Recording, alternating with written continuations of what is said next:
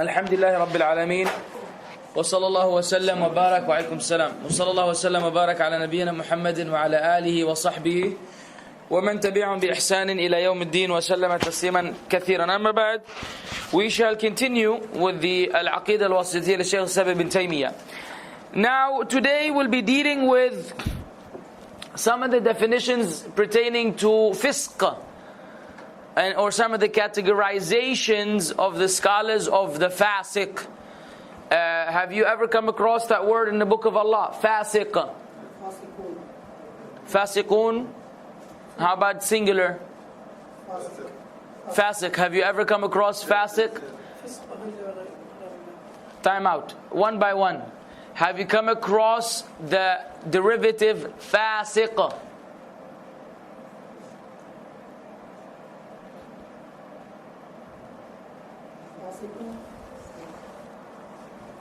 Or which ayah is the fasiqun anyways?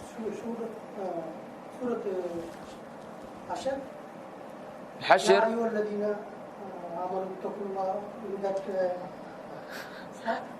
وَلْتَنْظُرْ نَفْسٌ مَا قَدَّمَتْ لِغَدٍ وَاتَّقُوا اللَّهَ خَبِيرٌ بِمَا وَلَا تَكُونُوا كَالَّذِينَ نَسُوا اللَّهَ فَأَنْسَاهُمْ أَنفُسَهُمْ أُولَٰئِكَ هُمُ Good. How about fasiq? Fain. Come on, an ayah which everyone involved in da'wah should know. How do you give da'wah? إِن جَاءَكُمْ or إِذَا إِن جَاءَكُمْ فَاسِقٌ بِنَبَإٍ فَتَبَيَّنُوا. We will come across the ayah, but anyways, the ayah has fasiq. Also, we have fisq. ذَلِكُمْ فِسْق. Then, all these words, we will become more familiar with them, or you will need them all in da'wah. The Shaykh said, قوله ولا يسلبون الفاسق الملي الإسلام بالكلية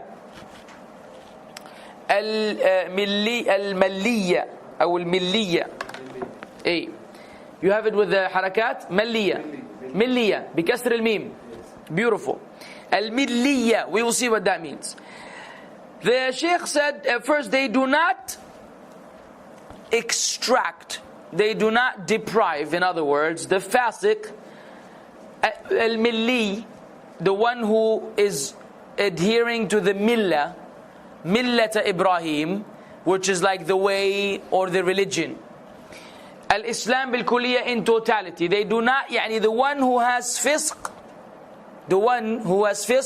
he's not to be deprived of his Islam in totality. Now, al-fasiq, the definition linguistically, huwa al-khariju, linguistically, actually legislatively, huwa al-khariju an al-ta'a. Al-khariju an al-ta'a, the one who has exited obedience, meaning the one who is disobedient. Al-fasiq is the one that has exited, he had left, he went out of the state of obedience. He's called a fasiq. That's one meaning. والفسق كما أشرنا إليه سابقا ينقسم إلى فسق أكبر مخرج عن الإسلام. Fisq, as we discussed earlier, the Shaykh said, is divided into a fisq akbar. How would we translate that to English? Major. Right? We have major kufr, minor kufr, major shirk, minor shirk, major fisq, minor fisq. Ahsant. Major fisq, mukhrij min al-Islam. Khuruj. You remember khuruj wa awda? What is khuruj? It will take you out of Islam. It will take you out. A kind of fisq which will make you leave Islam altogether. Wa alaikum salam. Marhaban. ومنه قول تعالى وأما الذين فسقوا فمأواهم النار.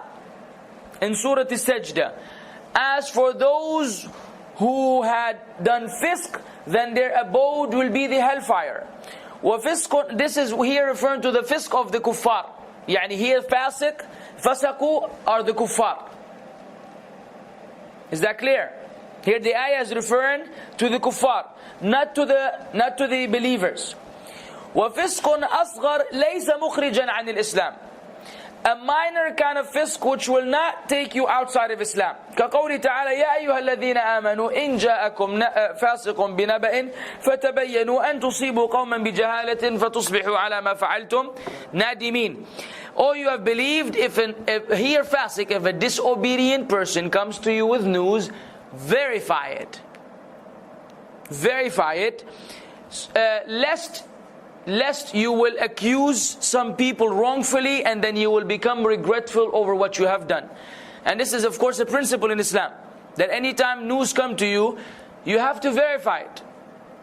Don't take it for, and if specifically if the person who brought you the news is one who's known for being a disobedient Muslim, if it's a disobedient Muslim, so you have to verify the authenticity of that claim. This is Surah Al-Hujurat, ayah number 6. وَالْفَاسِقُ الَّذِي لَا يَخْرُجْ مِنَ الْإِسْلَامِ هُوَ الْفَاسِقُ الْمِلِّيُّ. The fasiq then, the one who doesn't exit Islam, is the one who we call al-fasiq al-milli. وَهُوَ مَنْ فَعَلَ كَبِيرًا أَوْ أَصَرَّ عَلَى صَغِيرًا. Who is the one who's like that? Is the one who commits a major sin, or the one who is persistent on a minor sin. That's why the ulama say your persistence on a minor sin equates a major sin. For that person, even though the sin in and of its own, Islamically, it's minor, in regards to the committer, if he does it consistently and always, it becomes for him a major sin. Because of israr, persistence, stubbornness on doing the sin over and over again. ولهذا قال المؤلف رحمه الله الملي يعني المنتسب إلى الملة الذي لم يخرج منها. That's why they called him milli, the one who is still related to the millah. He has not, the millah of Islam, he has not exited, he has not left. فأهل السنة والجماعة لا يسلبون الفاسق الملي الإسلام بالكلية. Ahl Sunnah wal Jama'ah, they do not then deprive the fasiq of his Islam in totality. فَلَا يُمْكِنْ أَنْ يَقُولُونَ إِنَّ هَذَا لَيْسَ بِمُسْلِمٍ. It is not possible for them to say Fulan is not a Muslim because of a sin which he committed.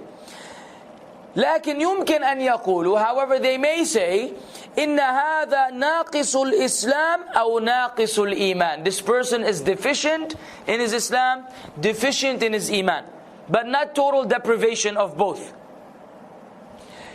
قوله ولا يخلدونه في النار.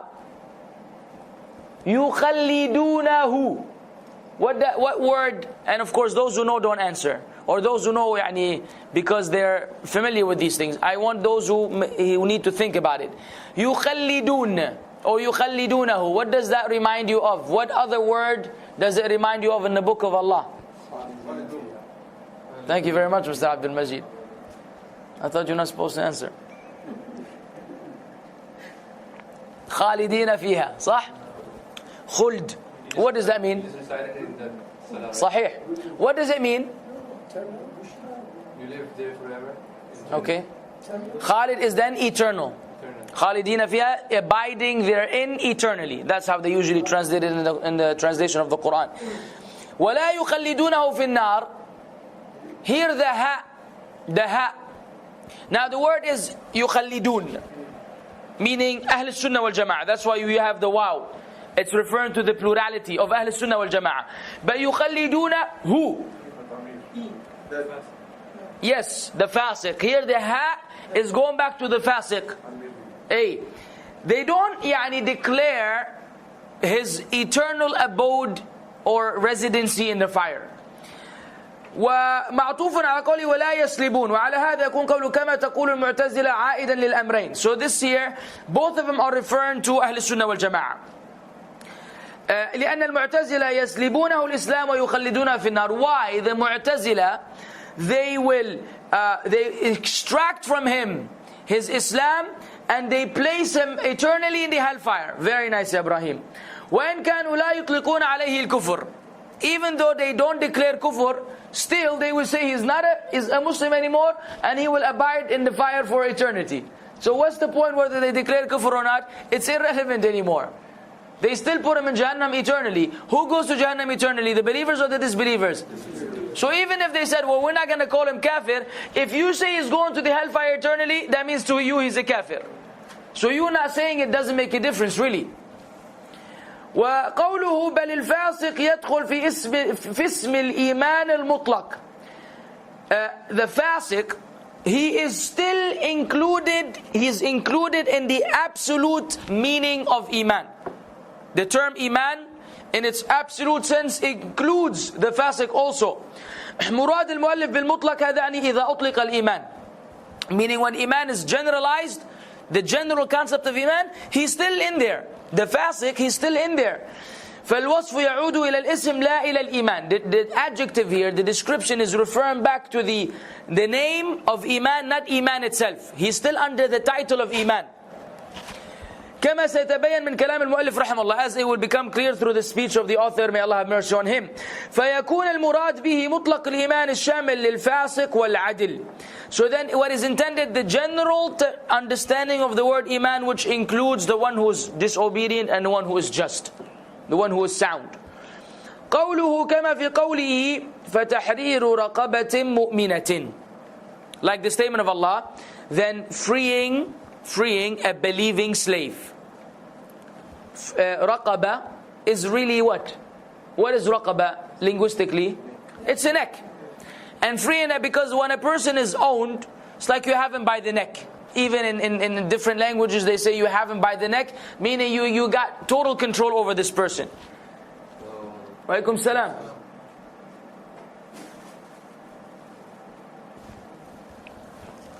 طيب. So you got him by the neck, you got total control of him. Allah musta'an. Fitna ya Sheikh. Hajj. No حبيبي. بدير بعدين بارك الله فيك. جزاك الله خيرا. We're recording Captain. نعم.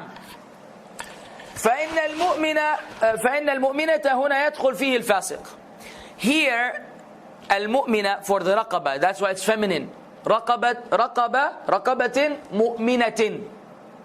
Does that mean that it's a female slave?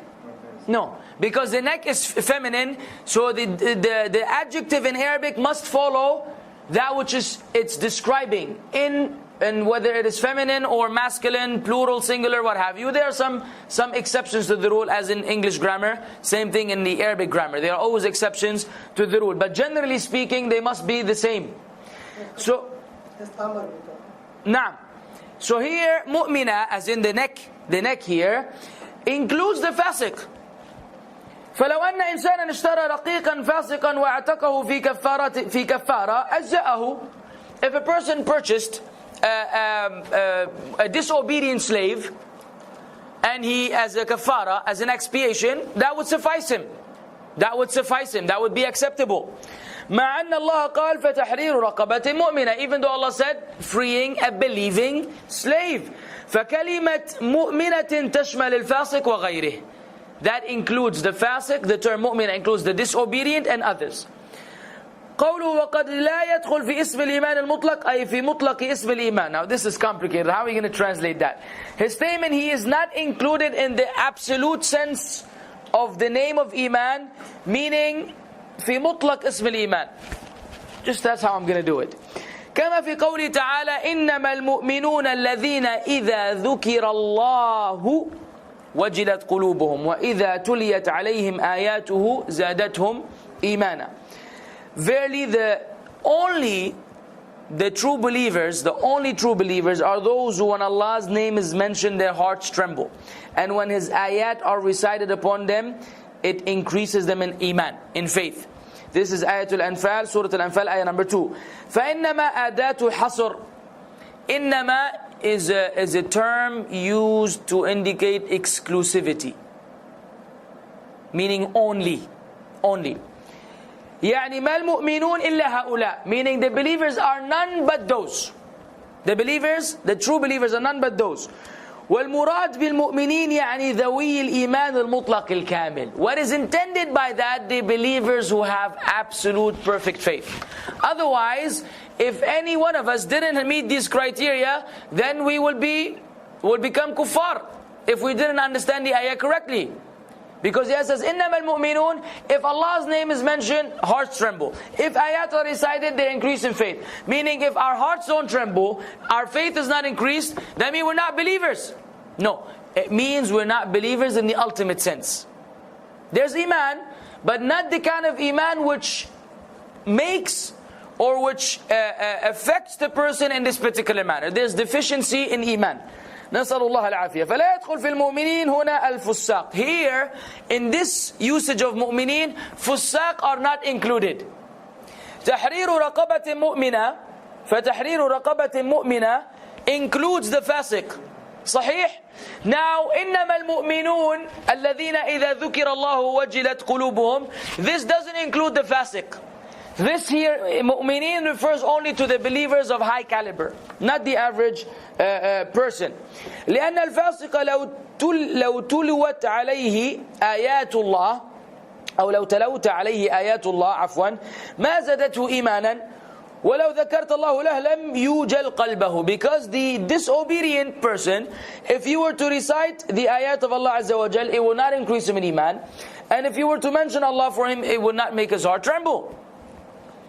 فبين المؤلف رحمه الله أن الإيمان قد يراد به مطلق الإيمان وقد يراد به الإيمان المطلق. Now makes sense.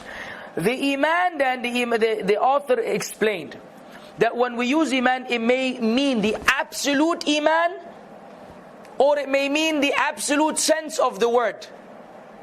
Yani it may mean mutlaq al-iman, iman mutlaq, the absolute iman, meaning your iman is 100%, very high. Or yurad bihi mutlaqul iman, meaning the general concept of iman, believing in the 6 pillars of faith.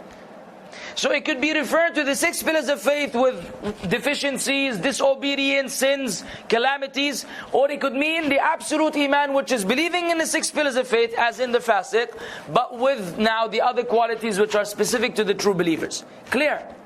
I hope so. فَإِذَا رَأَيْنَا رَجُلًا إِذَا ذُكِرَ اللَّهُ لَمْ يُوجَلْ قَلْبَهُ أو قلبه. If we saw a man whom when Allah is mentioned, his heart doesn't tremble. وَإِذَا تُلِيَتْ عَلَيْهِ آيَاتُهُ لَمْ يَزْدَدْ إِيمَانًا. And if the ayat of Allah recited upon him, it does not increase him in iman. فَيَصِحُّ أَن نَقُولَ إِنَّهُ مُؤْمِنٌ. We can say he's a believer. It's correct to say he's a believer. وَيَصِحُّ أَن نَقُول لَيْسَ بِمُؤْمِنٍ. And it is correct to say he's not a believer. But when we say he's not a believer, in what sense? In the ultimate sense. فَنَقُولْ مُؤْمِنْ أي معه مطلق الإيمان. He's a believer as in he has the general concept of iman, يعني أصله, meaning the fundamental principle of iman. وَلَيْسَ بِمُؤْمِنْ. And yet when we say not a mu'min, أي لَيْسَ مَعُ الإيمان الكامل, he doesn't have the complete iman. The same way we say in the hadith of the Prophet ﷺ, لا يؤمن أحدكم حتى أكون أحب إليه من ماله ونفسه والناس أجمعين. صحيح؟ أو كما قال عليه الصلاة والسلام, none of you shall truly believe until I'm more beloved to him. Walaikum salam. ليه? What do we have, a bagala here ya Sheikh? Barakallah fiqh. None of you shall truly believe until I am more beloved to him than himself, his children, وأولادي عفوا, ووالده والناس أجمعين, his father, his children, and all of mankind. There are more than one narrations, by the way, but that's the additional one. Jazakallah khair. There's one that has the actual wealth, if my memory serves me well. And the other hadith, none of you will believe until he loves for his brother what he loves for himself. Which means if we don't do that, does it mean that he's a kafir? Is it correct to say he's not a believer? It is. But we have to explain. He's not a believer because the hadith says, لا يؤمن أحدكم إيش فيه? None of you will believe. That's what the hadith says. But we have to explain as in the complete iman. Yes, you will not have complete iman until, like, لن تنالوا البر حتى تنفقوا مما تحبون. You won't attain righteousness until you spend from that which you love. So it's the same idea. This negates perfection or completeness. It doesn't negate the essence and the existence of that thing. For example, I mean, we can think of hundreds of examples. A man can tell his wife, if you don't make me spaghetti for lunch, then you don't really love me. Type. Now, I mean, I hope that nobody goes and does that now and put it a blame on me. But let's assume that happens and she doesn't do spaghetti. Does it mean that she really doesn't love you? No. Yeah. I mean, technically we can say, you don't love me because where's the spaghetti?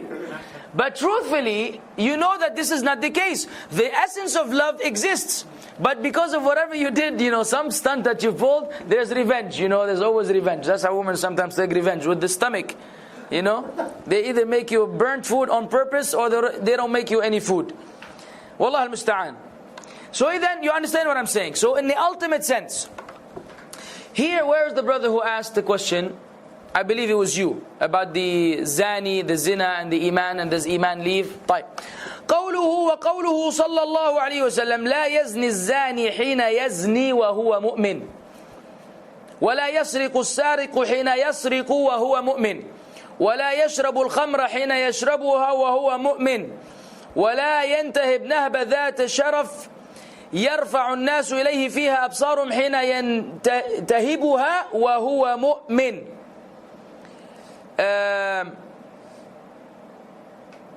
عجيب.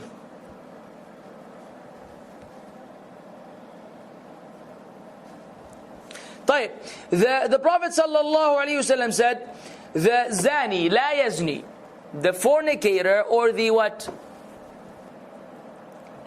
Or the adulterer, because zina has both. Now in Arabic both are called zani, but they have zani al-muhsan wal-ghair muhsan, the one who is married, in other words, and the one who is unmarried. Or included in the one who's married is the one who was previously married.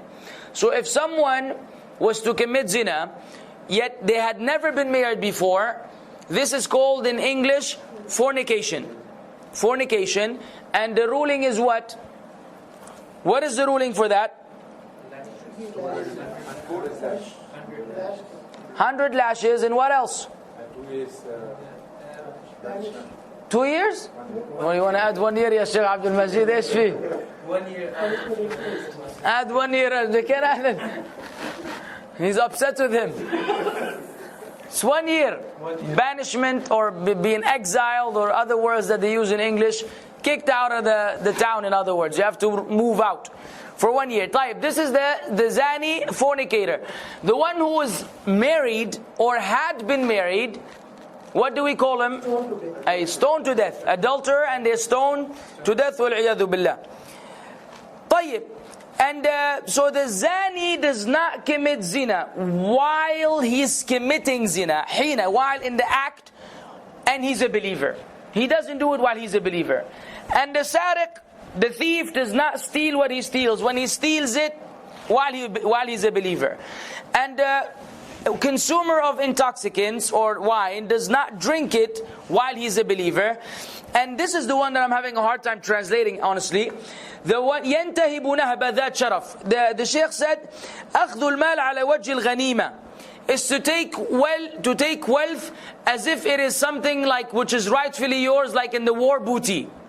In this sense, he doesn't take it while the people are looking at him, and he does it while he's a believer. We will see what that means. هذا مثال ثان للإيمان الذي يراد به الإيمان المطلق أي الكامل. This is another example in which we explain the iman, the lack of iman completely, or the complete iman. That's a good one in English.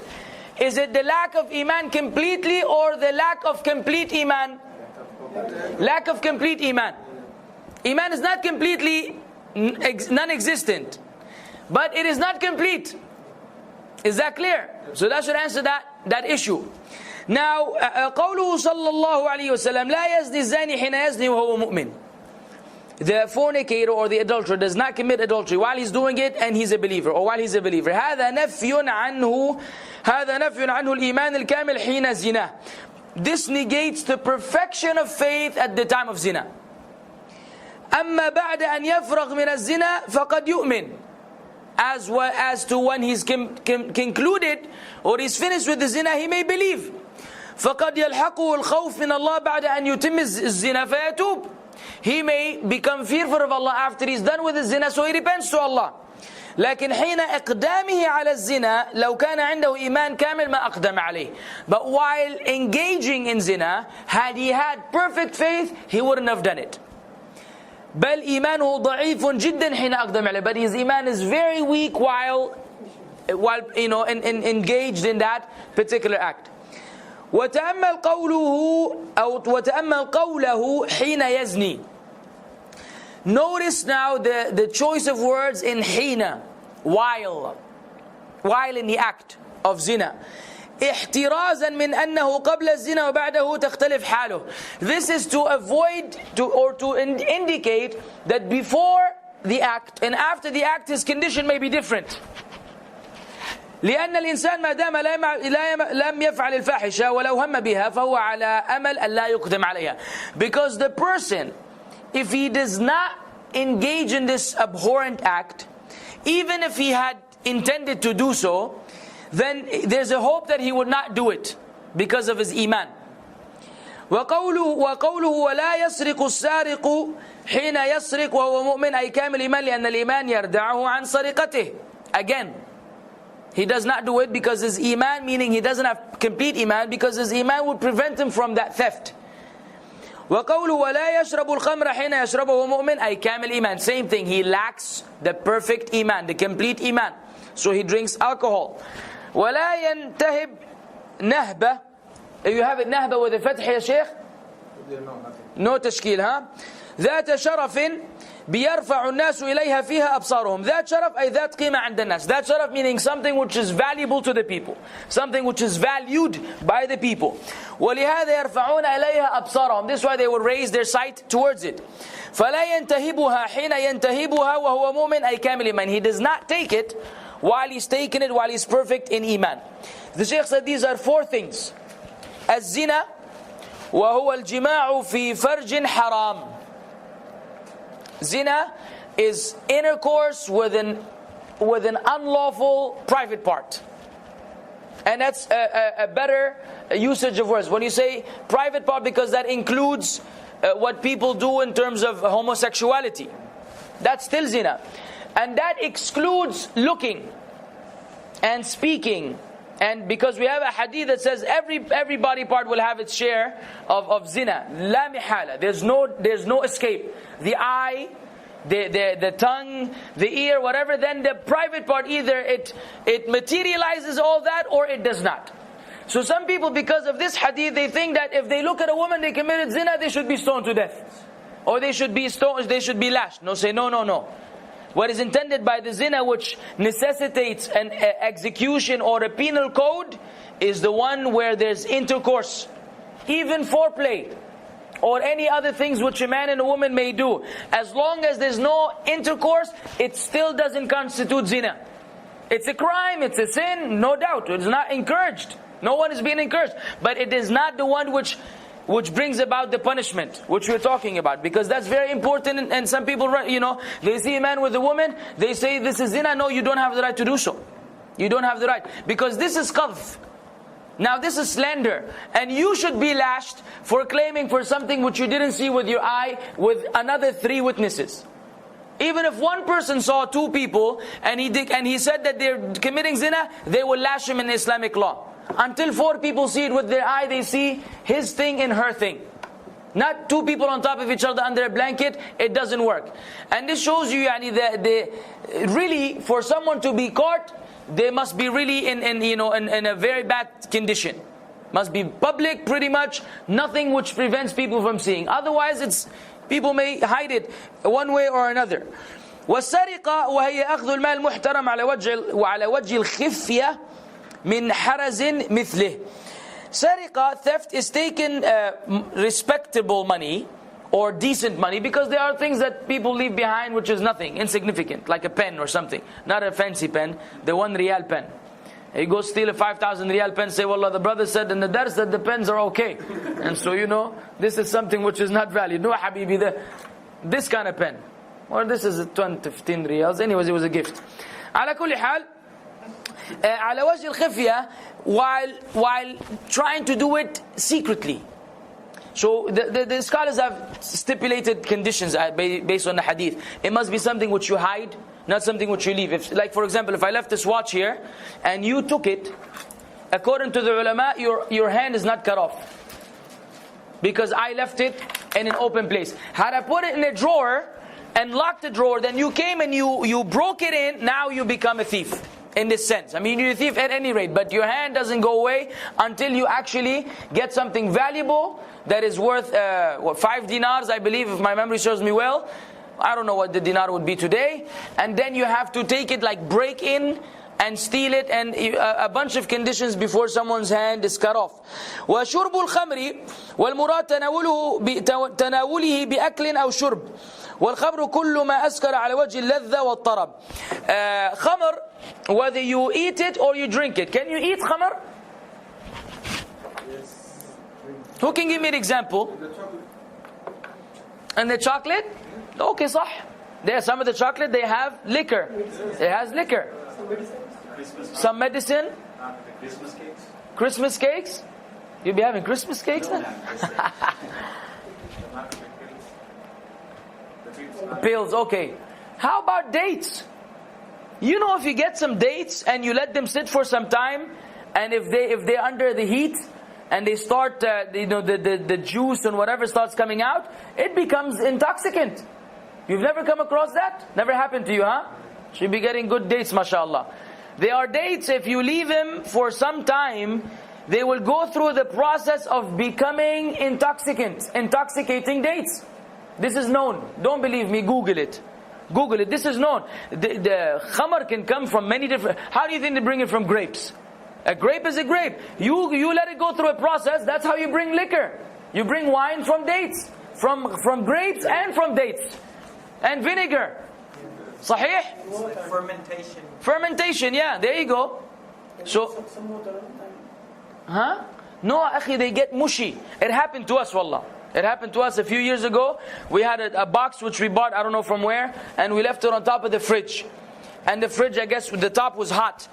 And so then they started, they were moist and they were mushy. And so you open the thing and I'm smelling tequila. I'm smelling alcohol 100%. I said, what is this? Alhamdulillah, we didn't try it. But then we asked, they said, oh yeah, you'll get drunk. You'll get drunk eating them dates. Okay? So, now, but there's another important addition. Khamr is, by the way, khamr is anything which causes you to be intoxicated while enjoying it. Uladha. Which includes marijuana. Because smoking drugs has the same effect. Khamr, it actually kind of blocks your mind so that you depart from the world even though you're living with the people. It's like they're on a wave and you're on another wave. Everybody's in his own wave. But it does technically the same thing. And then, of course, other kinds of drugs are more severe than weed and marijuana. But at the end of the day, all of them have that effect of hallucination, some sort of hallucination or over-relaxation. This kind of, it intoxicates your body, it affects your body. This is included in khamr. And so all of them become haram accordingly. Including smoking as well. No, smoking, doesn't really do it. Smoking has a very minor effect of relaxation, which is usually more mental than physical. It's a mental thing. It's a psychological thing, not really physical. The nicotine, you get addicted to it. But it doesn't give you that satisfaction or that intoxication which you get from smoke. Otherwise, everybody's smoking, they'll be high all the time. والنهبة التي لها شرف وقيمة عند الناس قيل الانتهاب أخذ المال على وجه الغنيمة. So then nahba is that which is valued among the people, some wealth which is valuable and honored by the people. Intihab is to take wealth in a manner of like something which is belonging to you. That's how I understood it على كل حال. لا يفعل هذه الأشياء الأربعة أحد وهو مؤمن بالله حين فعله لها.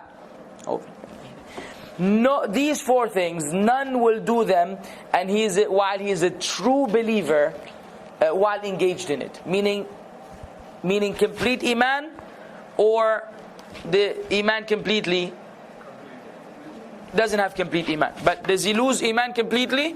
No, he does not.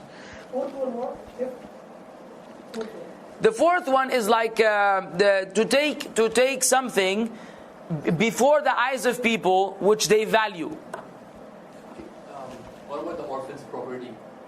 If we take it unlawfully, does that come under this? Allahu a'lam. Allahu a'lam. Good question.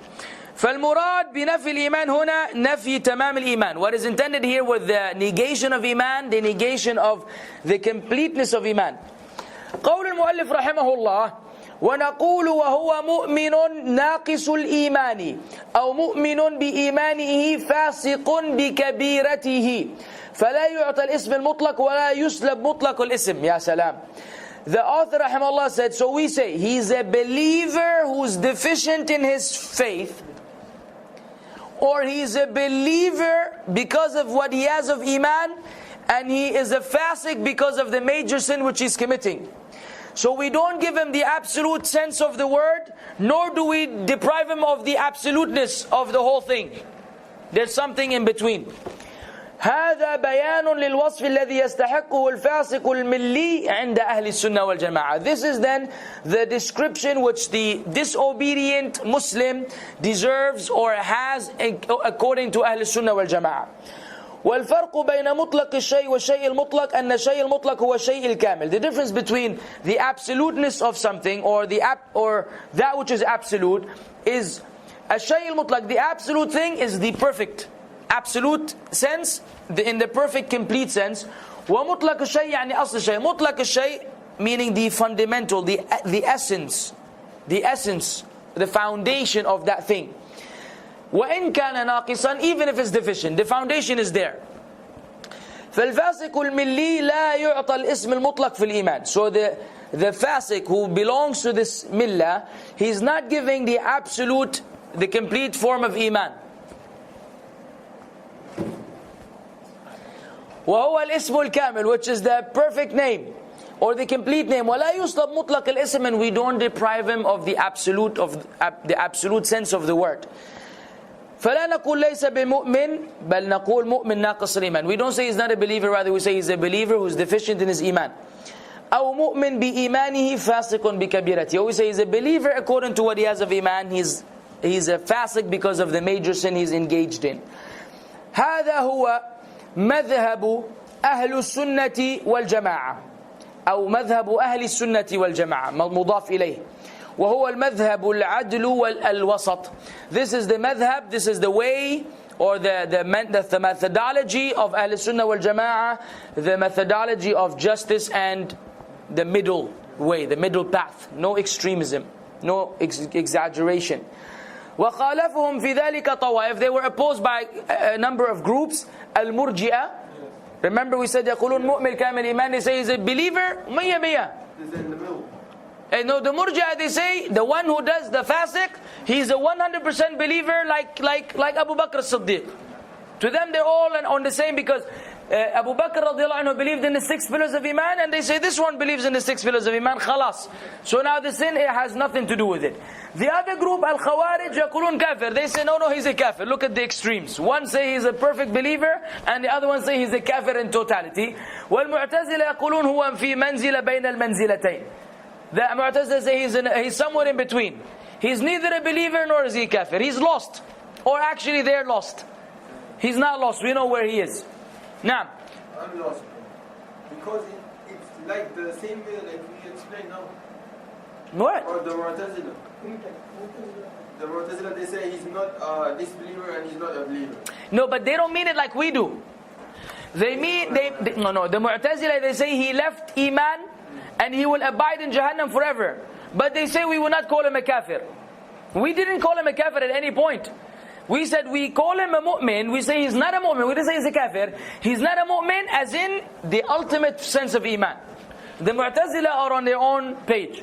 So believe it or not, we have concluded this chapter, and this is coming to an end. The next chapter we'll be dealing with is the position of Ahl Sunnah wal Jama'ah in regards to the Sahaba of the Prophet ﷺ. Very important discussion.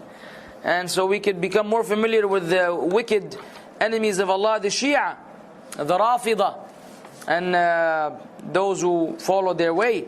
So it will get very interesting inshallah in the coming weeks. And so we will postpone the discussion on that new chapter until then. وآخر دعوانا الحمد لله رب العالمين وصلى الله وسلم على نبينا محمد.